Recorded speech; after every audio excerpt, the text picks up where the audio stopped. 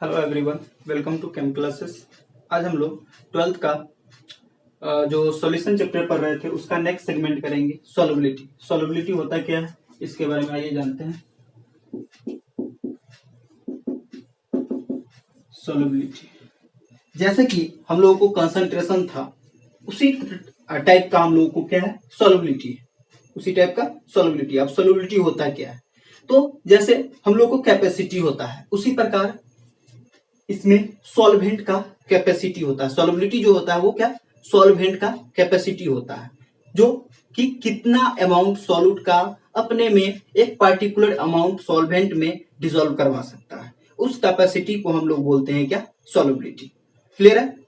तो हम लोग सॉल्युबिलिटी क्या होता है मतलब कह सकते हैं, कैपेसिटी जो होता है वो मैक्सिमम एफिशिएंसी होता है। तो उसी प्रकार कह सकते हैं द मैक्सिमम अमाउंट, क्या, the maximum amount of solute that can be dissolved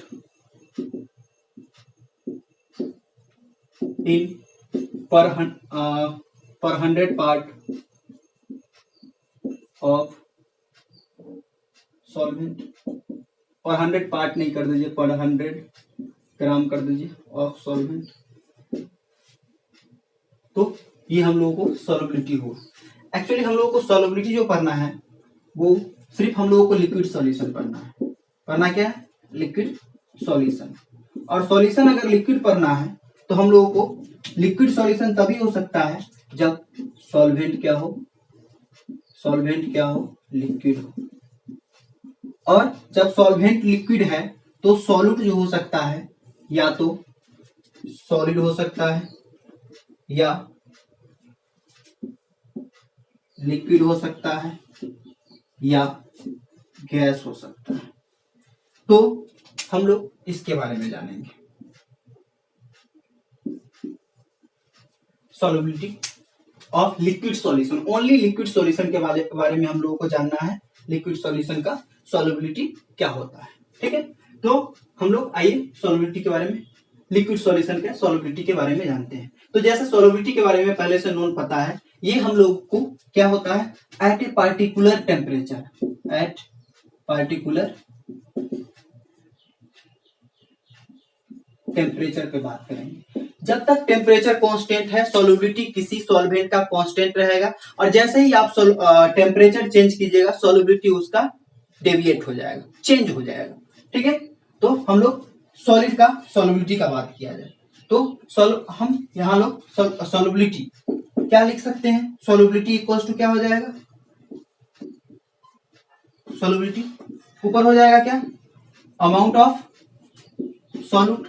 ये लाइक परसेंटेज कंपोजिशन होता है, परसेंटेज कंसंट्रेशन होता है बाय अमाउंट ऑफ क्या, सॉल्वेंट और इनटू 100। और देखिए अगर सॉलिड है, अगर सॉलिड है तो हम लोग, सॉलिड है तो इसको हम लोग ग्राम में लेंगे, सॉल्यूट को क्या लेंगे, ग्राम में लेंगे। अगर लिक्विड है तो ml में लेंगे, गैस है तो ml में लेंगे, या ग्राम में भी ले सकते हैं, ठीक है, लेकिन जनरली ml में लेते हैं। तो ये हम लोगों को सॉल्युबिलिटी आ जाएगा। अब कौन कौन सा फैक्टर है जो सॉल्युबिलिटी को अफेक्ट कर सकता है, तो आइए पहले सॉलिड के केस में जानते हैं। तो अगर किसी एक पार्टिकुलर के केस में डिफाइन करना हो कि डिफाइन कैसे करेंगे सॉल्युबिलिटी, लिक्विड का लिक्विड में सॉल्यूशन कैसे, सॉल्युबिलिटी कैसे डिफाइन करेंगे, तो क्या होगा, पहले सॉलिड के बारे में बात कर लेते हैं। तो क्या लिखेंगे, the maximum amount of solid solute that can be dissolve in 100 gram of solvent, 100 gram of solvent या 100 ml of solvent is called क्या, solubility of solid in liquid, ठीक है, एट ए पार्टिकुलर टेम्परेचर। अब देखिए अब कौन कौन सा फैक्टर है, फैक्टर जो अफेक्ट करता है सॉल्युबिलिटी को, तो पहला होगा टेम्परेचर, ठीक है। तो सॉलिड का हम अभी बात कर रहे हैं, तो जैसे ही आप टेम्परेचर इंक्रीज करवाइएगा सॉलिड का क्या होता है, सॉल्युबिलिटी जो है वो, सॉल्युबिलिटी क्या होता है,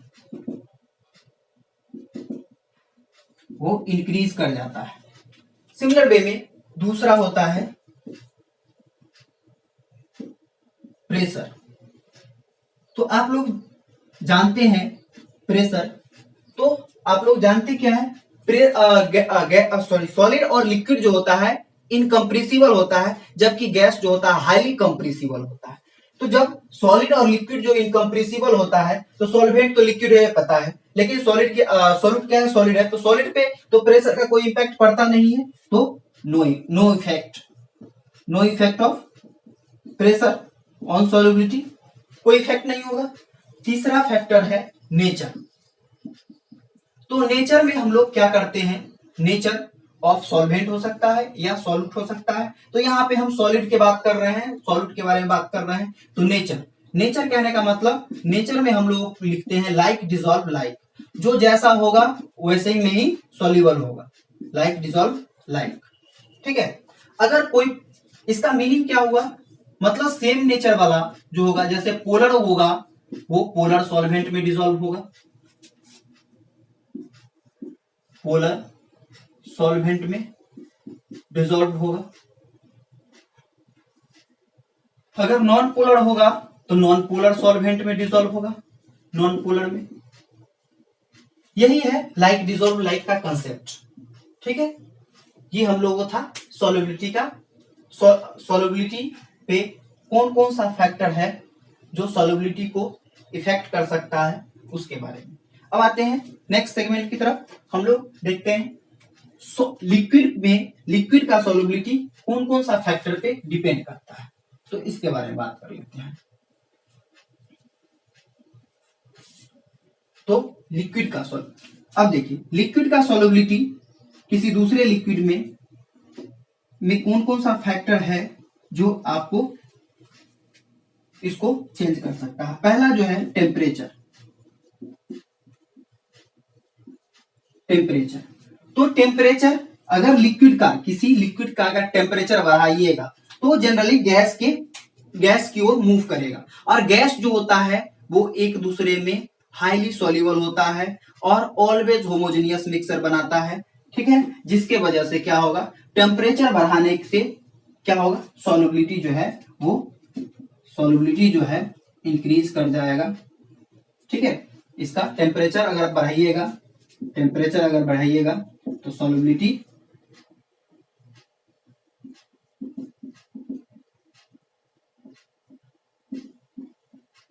वो इंक्रीज कर जाएगा। दूसरा फैक्टर है वेपर प्रेशर,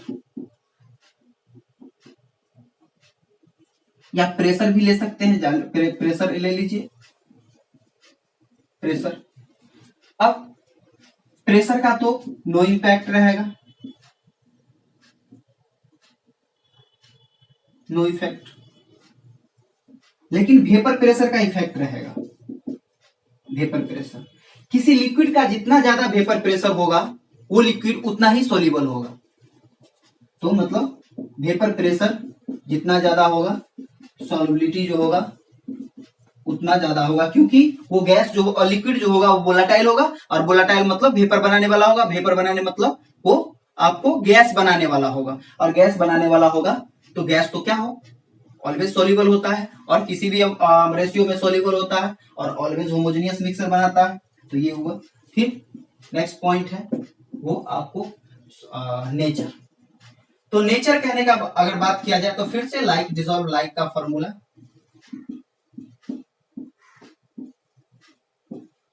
फॉर्मूला, हम लोग यूज करते हैं। अगर पोलर होगा तो पोलर लिक्विड में सॉल्युबल होगा, नॉन पोलर होगा तो नॉन पोलर लिक्विड में सॉल्युबल होगा। ठीक है, अब हम लोग गैस की ओर आते हैं।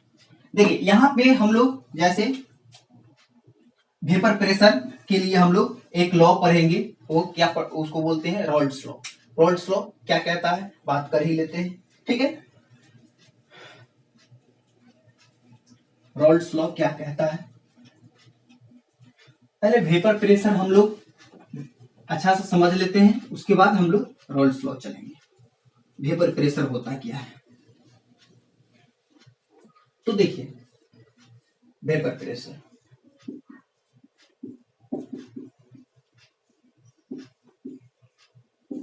वेपर प्रेशर क्या होता है, तो इसके बारे में बात किया जाए तो मान लीजिए ये जो है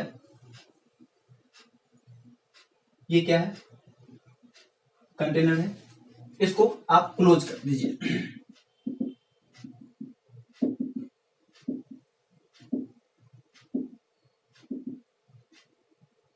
अब क्लोज कर दीजिएगा, इनक्लोज्ड मतलब इसको बंद कर देना है। तो क्या होगा,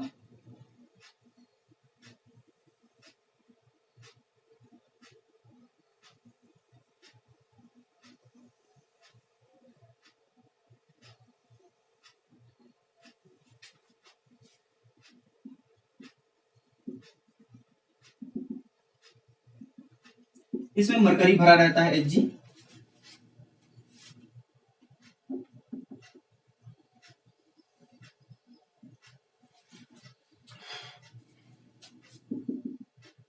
अब देखिए क्या होता है, अब जैसे ही इस कंटेनर को इनक्लोज कीजिएगा, क्या होगा, इसके सरफेस से वेपर बनना स्टार्ट हो जाएगा, मतलब वेपराइजेशन का प्रोसेस स्टार्ट हो जाएगा।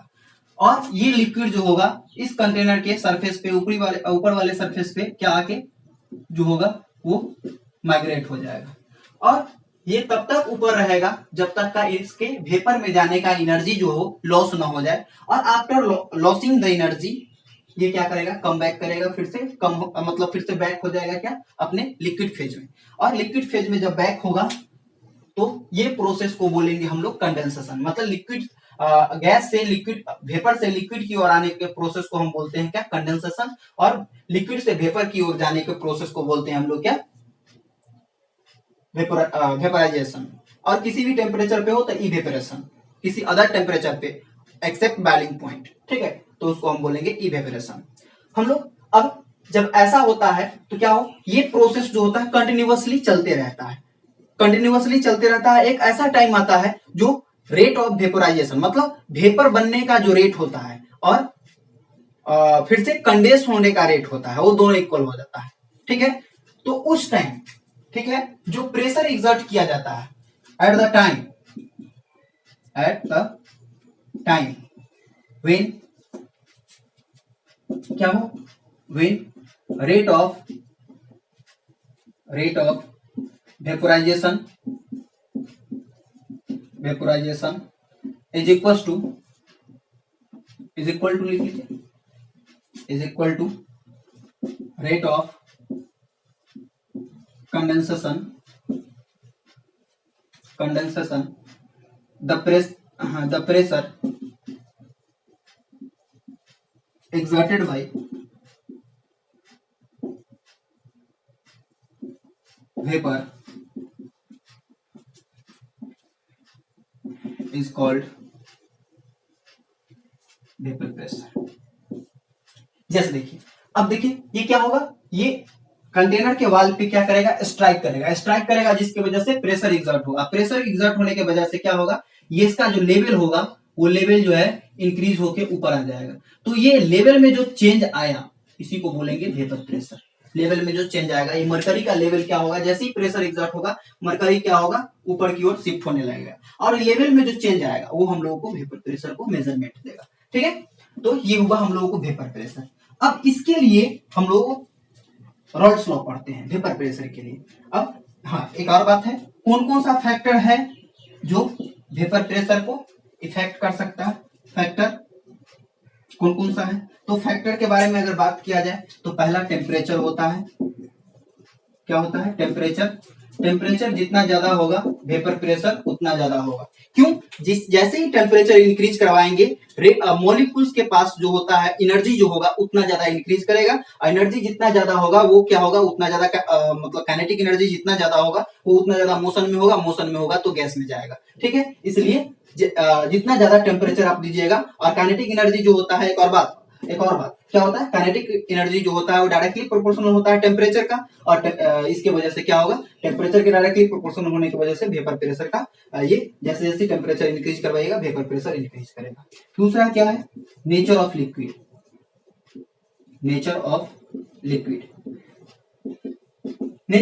कहने का मतलब क्या, लिक्विड मॉलिक्यूल्स के बीच में फोर्स ऑफ अट्रैक्शन जितना ज्यादा स्ट्रॉन्ग होगा उसका वेपर प्रेशर उतना कम होगा। क्या होगा, फोर्स इंटरमोलिकुलर फोर्स कह सकते हैं। इंटर मॉलिक्यूलर फोर्स जितना ज्यादा होगा वेपर प्रेशर उतना कम होगा। तीसरा है एटमॉस्फेरिक प्रेशर।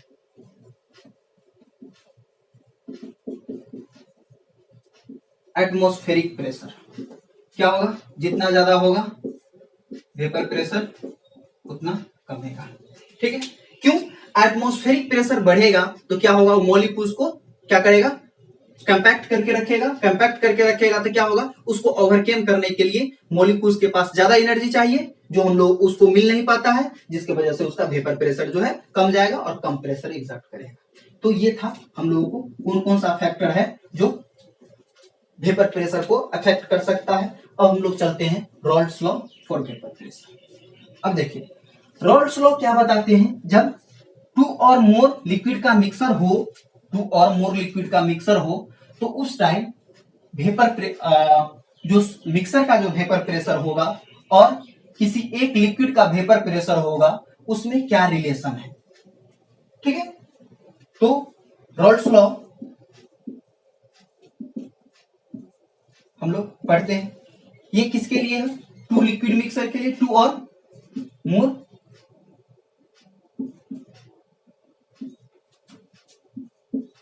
लिक्विड मिक्सर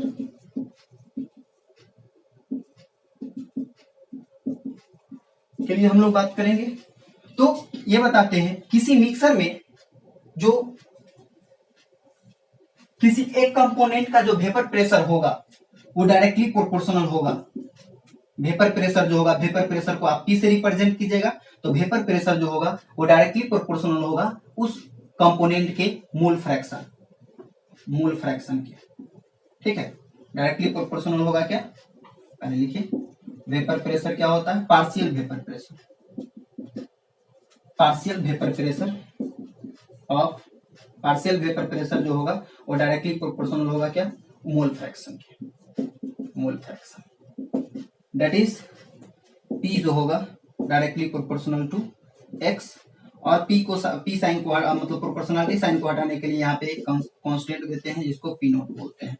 अगर हम लोग ऐसा एज्यूम करें टू लिक्विड मिक्सर, क्या है, मिक्सर जो है टू लिक्विड का है,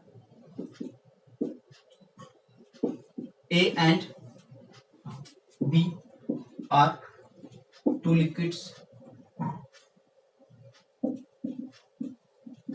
देन इस टाइम हम लोग अगर वेपर प्रेशर के लिए इसके लिए फॉर्मूला निकालना हो तो क्या हो जाएगा, इन केस ऑफ कह सकते हैं, in case of two liquid mixer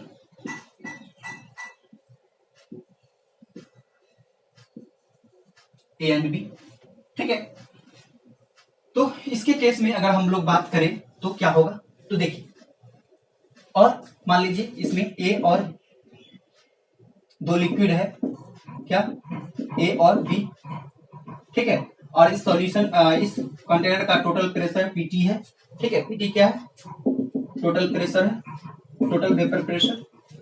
उस समय हम लोग अगर किसी एक कंपोनेंट का प्रेशर निकालना हो तो क्या हो जाएगा, मान लीजिए ए का अगर पार्शियल प्रेशर निकालना हो तो क्या हो जाएगा, P not A x A according to Raoult's law. फिर सिमिलरली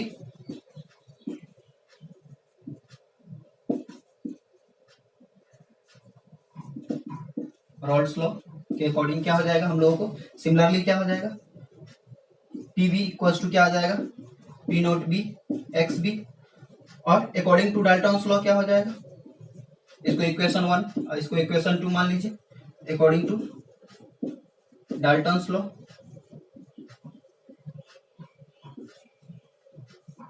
क्या होता है, टोटल प्रेशर किसी गैसियस मिक्सर का जो होता है वो क्या होता है, वो प्रत्येक का पार्शियल प्रेशर के PA प्लस PV के सम होता है। Therefore P total equals to हम लोगों को फॉर्मूला क्या आ जाएगा, P not A x A और plus P nought B x B, ये हम लोगों को फॉर्मूला आ गया। तो हम लोग ये वाले फॉर्मूला का यूज करके हम लोग क्या निकाल सकते हैं, किसी लिक्विड मिक्सर का अगर इससे ज्यादा भी रहा तो हम लोग डॉट डॉट कर देंगे। ठीक है, टू लिक्विड मिक्सर का हम लोग क्या निकाल सकते हैं, वेपर प्रेशर। ठीक है। एक और इसमें केस होता है, एक और केस होता है क्या, जब कोई एक नॉन वोलाटाइल कंपोनेंट अवेलेबल रहेगा तो उसके वजह से क्या होगा, वेपर प्रेशर नहीं एग्जर्ट करेगा, तो उसको हम लोग relative lowering of vapour pressure में हम लोग करेंगे। ठीक है, कोलिगेटिव प्रॉपर्टी में करेंगे। अब हम लोग इसमें एक नेक्स्ट केस जानते हैं। नेक्स्ट केस क्या है, तो हम लोग जब ऐसा हो किसी एक कंपोनेंट का हम लोगों को मोल फ्रैक्शन पता हो तो उस समय भी निकाल लेते हैं। सिंस क्या होता है, x A plus x B equal to 1, तो ऐसा लिख सकते हैं एक्स ए इक्वल टू क्या लिख सकते हैं, 1 माइनस एक्स बी लिख सकते हैं। तो हम लोग इसका वैल्यू अगर सब्स्टिट्यूट करेंगे तो पी टोटल इक्वल टू हम लोग आ जाएगा P nought A x A B के बारे में लिखिए, तो क्या आ जाएगा प्लस पी नॉट बी और 1 माइनस एक्स ए। के टर्म में किसी एक कंपोनेंट का ही हम लोगों को मोल फ्रैक्शन पता हो तो उससे हम लोग वेपर प्रेशर निकाल सकते हैं, टोटल वेपर प्रेशर, ये फॉर्मूला का यूज करके। ठीक है, तो ये है। अब हम लोगों को गैस फेज में कहेगा वेपर प्रेशर निकालने के, अति मोल फ्रैक्शन निकालने के लिए कंपोजिशन इन गैस फेज मतलब वेपर फेज, उसको हम लोग लेट कर लेते हैं Y A and Y B are the mole fraction in vapour phase.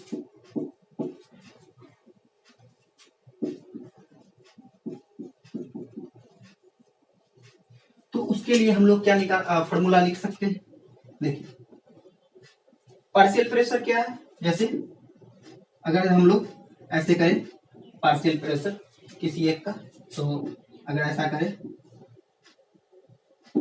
P A का वेपर प्रेशर निकाले तो डायरेक्टली प्रोपोर्शनल होता है क्या, वेपर फेज में ले रहा है तो मोल फ्रैक्शन के, तो वाई ए ले लीजिए। ठीक है, अब हम लोगों को प्रोपोर्शनलिटी साइन हटाएंगे तो एक कांस्टेंट देंगे,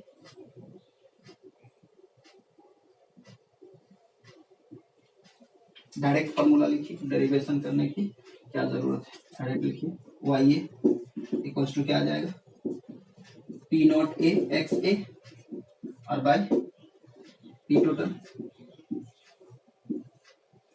और वाई बी इक्वल टू क्या आ जाएगा P nought B x B और बाय पी टोटल। फॉर्मूला लगाइए, आपको वेपर फेज में डायरेक्टली निकल जाएगा कंपोजिशन। तो आज हम लोग इस सेगमेंट में इतना ही करेंगे, फिर नेक्स्ट सेगमेंट में हम लोग पढ़ेंगे solubility of gas, Henry law पढ़ेंगे। ठीक है, thank you for watching the video.